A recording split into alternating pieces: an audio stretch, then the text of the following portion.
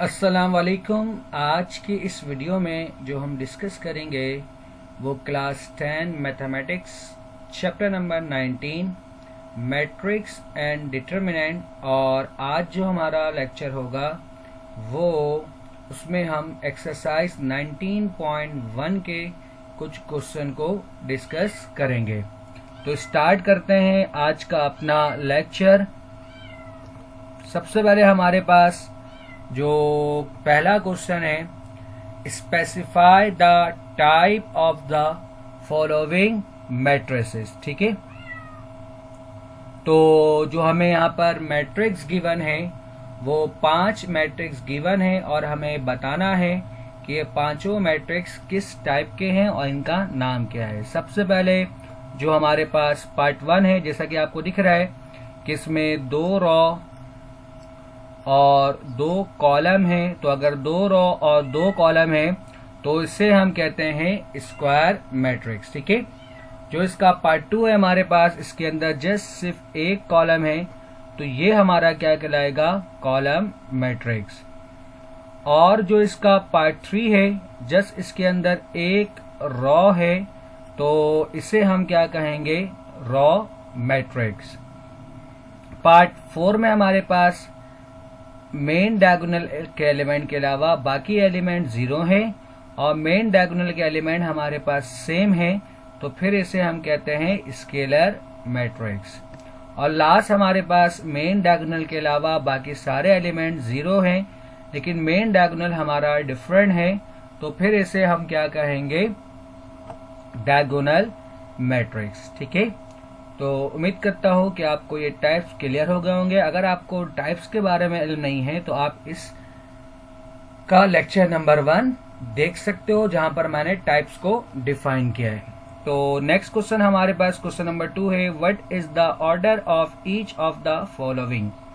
पहला हमारे पास जो है, जैसे कि आपको दिख रहा है कि इसके अंदर 1 रॉ 2 रॉ और 3 रॉ है, मतलब हॉरिजॉन्टल लाइन को हम क्या कहते हैं, रॉ।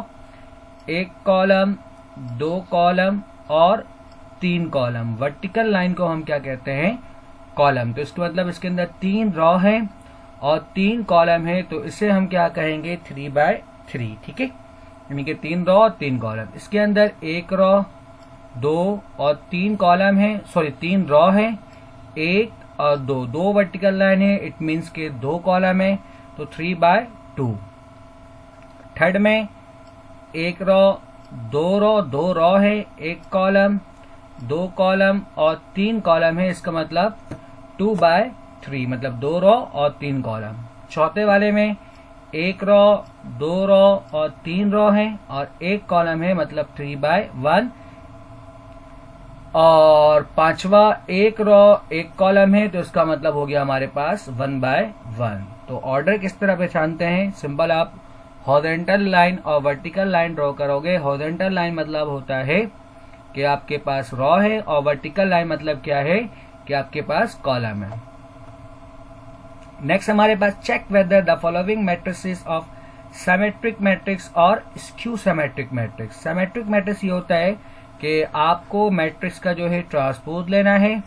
अगर ट्रांसपोज जो है आपका सिंपल A के बराबर आता है तो वो हमारा कहलाएगा सिमेट्रिक। और अगर A ट्रांसपोज A के बराबर नहीं आता, एलिमेंट सेम है, साइन डिफरेंट है, तो आप माइनस साइन कॉमन लोगे।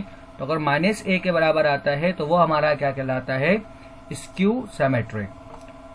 तो पहला हमारे पास इसका हम ट्रांसपोज फाइंड करते हैं। तो हमें दिख रहा है कि ये आपका फर्स्ट रॉ है, इसको मैंने क्या बना दिया, कॉलम। ये आपका सेकेंड रॉ है, इसको मैंने क्या बनाया, कॉलम। और ये आपका थर्ड रॉ है, इसको मैंने क्या बनाया, कॉलम। तो ट्रांसपोज देने के बाद हमें दिख रहा है कि इस मैट्रिक्स में कोई फर्क नहीं आया, दोनों मैट्रिक्स आपस में क्या है, सेम है। तो ट्रांसपोज के बाद आंसर इटसेल्फ बराबर है तो इसे हम क्या कहेंगे, सिमेट्रिक मैट्रिक्स।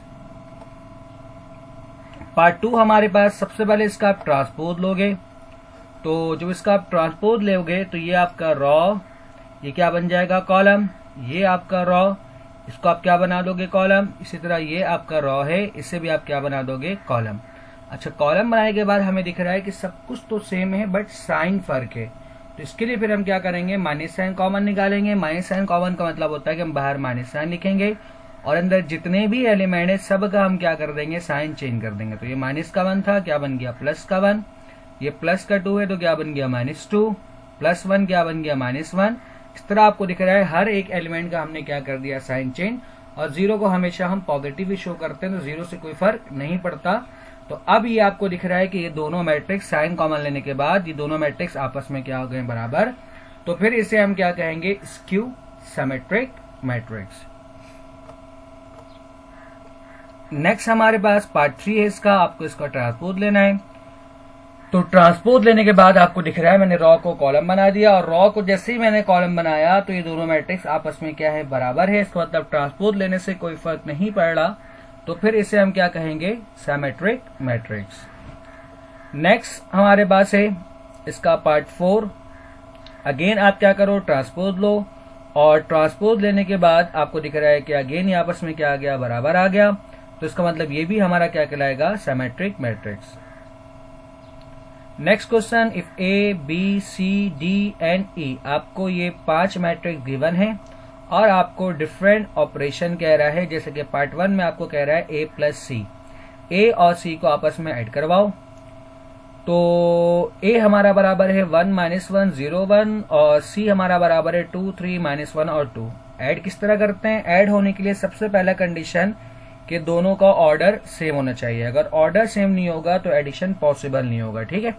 और ऐड करने का रूल होता है कि हर एक करस्पॉन्डिंग एलिमेंट आपस में ऐड होंगे, मतलब पहला वाला पहले से, दूसरा वाला दूसरे से, तीसरा वाला तीसरे से, और चौथा वाला चौथे से, ठीक है। इस तरह आपको क्या करवाना है, ऐड।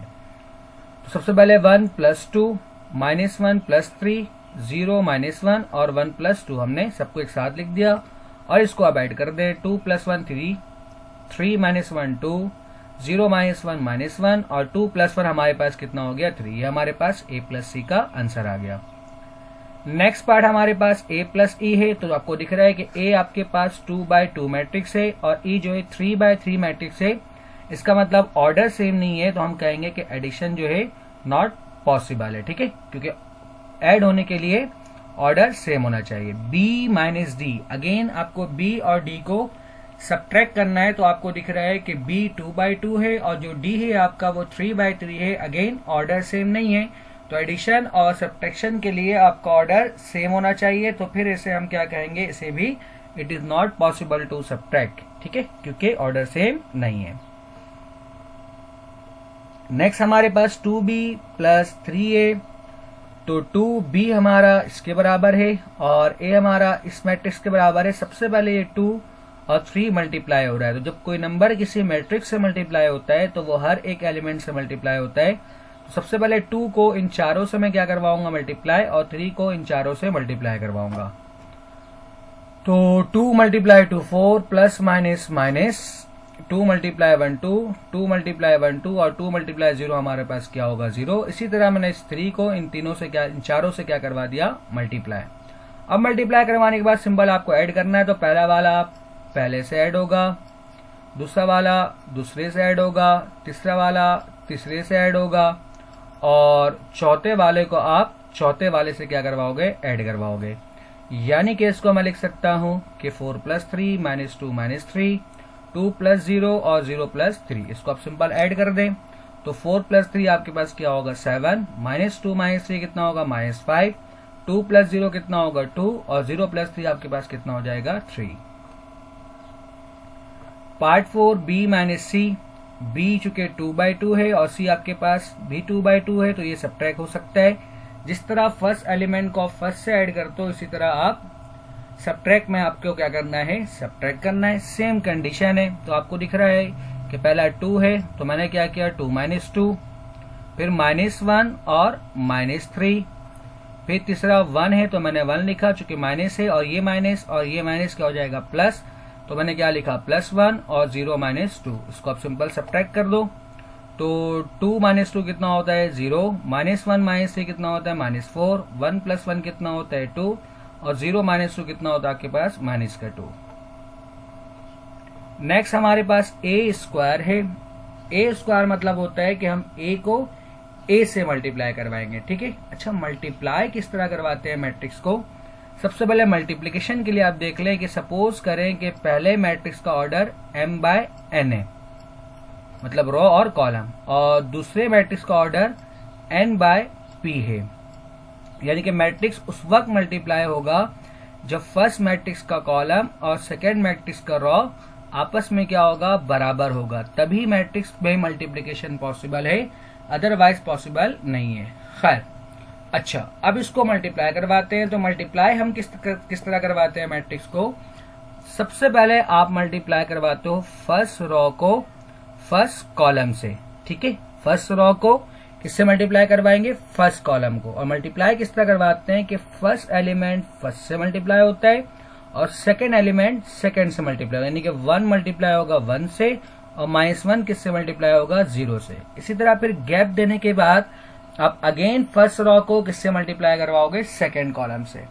ये ऊपर मल्टीप्लाई हो जाएगा। फिर बारी आएगी सेकेंड रो की। सेकेंड रो को आप मल्टीप्लाई करवाओगे फर्स्ट कॉलम से और अगेन सेकेंड रो को आप मल्टीप्लाई करवाओगे सेकेंड कॉलम से, ठीक है। अगेन सेम, पहला वाला पहले से और दूसरा वाला दूसरे से। तो मल्टीप्लाई करवाते हैं। तो 1 मल्टीप्लाई 1 -1 मल्टीप्लाई 0 क्या हो जाएगा? माइनस का 0। अब बारी है फर्स्ट रो और सेकेंड कॉलम की। फर्स्ट रो का पहला एलिमेंट 1 है और फर्स्ट कॉलम का -1 है, तो प्लस माइनस -1। यहाँ पर -1 है, यहाँ पर क्या है? 1 है, तो ये क्या हो जाएगा? -1 + 1 माइनस का 1। अब बारी है सेकेंड रो की।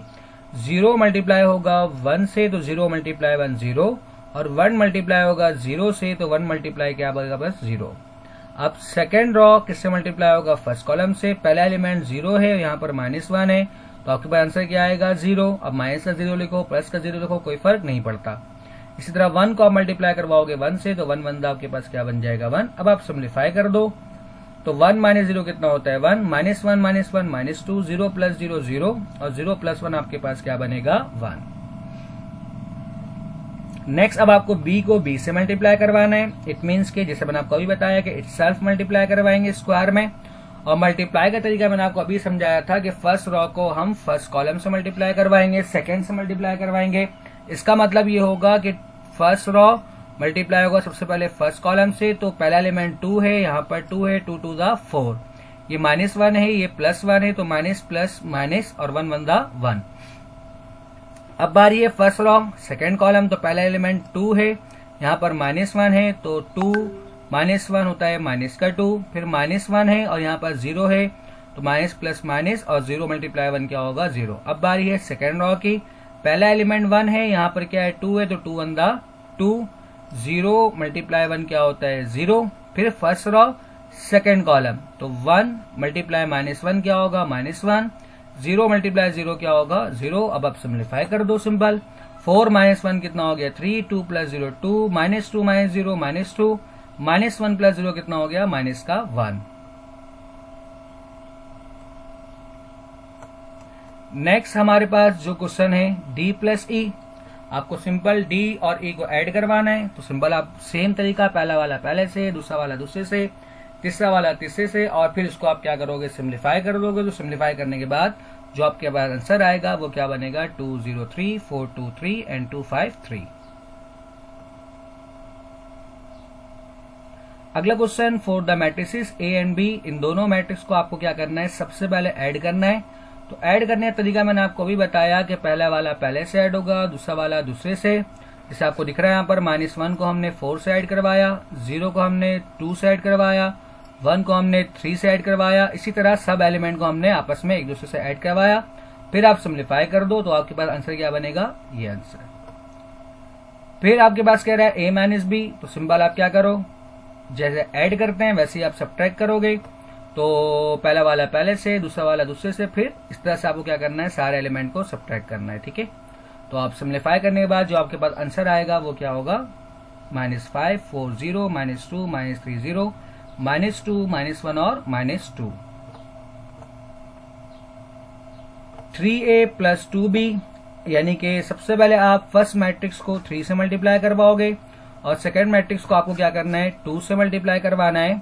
तो 3 जब मल्टीप्लाई होगा तो इन सबसे मल्टीप्लाई होगा, 2 मल्टीप्लाई भी इन सबसे मल्टीप्लाई करवाओगे। तो मल्टीप्लाई करवाते हैं, प्लस माइनस माइनस, 3 1 3, 3 2 6, 3 3 9।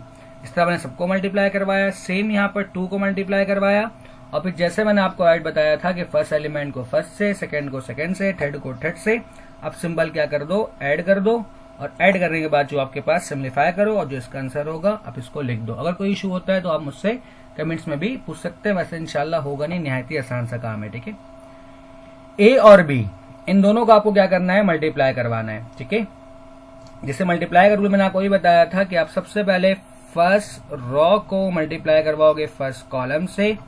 पहले यहाँ पर -1 है तो -1 मल्टीप्लाई होगा 4 से, तो माइनस का 4। फिर सेकेंड एलिमेंट 0 है और कॉलम में -2 है तो 0 मल्टीप्लाई -2 आपके पास हो जाएगा माइनस का 0। थर्ड एलिमेंट 1 है, यहाँ पर 3 है तो 1 मल्टीप्लाई 3 क्या होगा 3। फिर इसी तरह फर्स्ट रो को आप सेकेंड कॉलम से मल्टीप्लाई करवाओगे, -1 मल्टीप्लाई 2 ये हो जाएगा माइनस का 2। 0 मल्टीप्लाई 4 ये हो जाएगा 0। 1 मल्टीप्लाई 2 ये आपके पास होता है 2। फिर इसी तरह फर्स्ट रो को आप थर्ड कॉलम से मल्टीप्लाई करवाओगे। पहला एलिमेंट -1 है, यहाँ पर 3 है तो माइनस का 3। दूसरा 0 है, यहाँ पर 1 है तो यहाँ पर क्या हो जाएगा 0। तीसरा 1 है और यहाँ पर भी क्या है 1 है तो 1 मल्टीप्लाई 1 1। इसी तरह सेकेंड रो को फर्स्ट कॉलम से, फिर सेकेंड, फिर थर्ड, इसी तरह फिर थर्ड की बारी। तो इन दोनों को आप मल्टीप्लाई करवा दोगे तो फाइनल आंसर आपके पास क्या बनता है, ए बी। ठीक है, फिर आपके उसके पास कह रहा है कि बी ए, सेम बी को आप पहले लिख दोगे, ए को बाद में, और फिर सेम फर्स्ट रो को फर्स्ट कॉलम से, फर्स्ट रो को second column, first row third column, फिर second row first column, second row second column, second row third column, इसी तरह फिर थर्ड की बारी। और मल्टीप्लाई करवाने के बाद इसका आंसर लिख दोगे और आपको दिखेगा कि ए बी जो है बी ए के बराबर नहीं आता, तो ये आपको प्रूफ करने भी कह सकता है। ठीक है, तो A B not equal to B A. A square मैंने आपको ये बताया था कि आपको इटसेल्फ मल्टीप्लाई करवाना है। मल्टीप्लाई आपको आ गया होगा, अब इसकी प्रैक्टिस करिएगा अच्छे से। किस तरह मल्टीप्लाई करवाते हैं कि फर्स्ट रो को हम फर्स्ट कॉलम से मल्टीप्लाई करवाते हैं, सेकेंड रो, फिर फर्स्ट रो को सेकेंड कॉलम से, फिर फर्स्ट रो को थर्ड कॉलम से। पहला वाला पहले से, दूसरा वाला दूसरे से और तीसरा वाला तीसरे से। इस तरीके से आपको क्या करवाना है, मल्टीप्लाई स्टेप बाय स्टेप। तो फिर आपको जो फाइनल आंसर बनता है वो 42 -2 012 -204। तो उम्मीद करता हूं कि आज का लेक्चर आपको समझ में आया होगा। वीडियो देखने के लिए शुक्रिया। अल्लाह हाफिज।